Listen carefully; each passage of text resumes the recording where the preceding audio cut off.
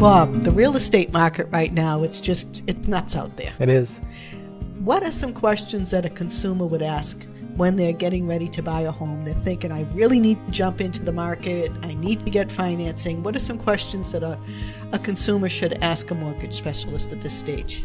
Yeah, great question. Great question. So, initially I would say the first question a borrower should ask is, what are the steps involved in the financing process?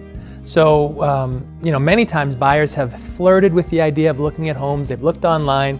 They see what, there's a nice $350,000 house down the street from them that would be perfect for them.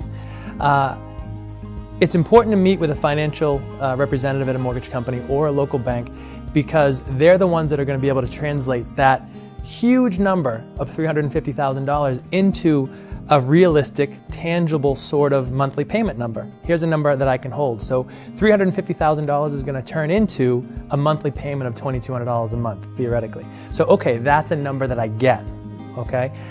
So how much is that going to cost me, and what are the terms? Is it a 30-year fixed rate, for example? Is it an adjustable rate mortgage? Is there PMI? Is there not PMI? But most importantly, I would say that you want to work with a mortgage representative that is going to ask you questions. Someone who's not an order taker. We're not somebody who is behind a desk or a counter at a local restaurant asking you, what do you want? Many times the consumer doesn't know what they want. So it's important for your mortgage person to ask the right questions. How long do you plan on being in the property? How much are you paying in rent now? $1,600 a month? The new mortgage is going to be $2,200 a month. How are you going to feel paying that extra $600 a month? Have you even tried to budget for that? And if you haven't, take a few months and try to do that, and see if that monthly payment number ends up being an affordable one for you. You mentioned the term PMI. Could you briefly define what that is? Sure. PMI is private mortgage insurance, and it's required on every conventional loan where if you're putting down less than 20% on your home.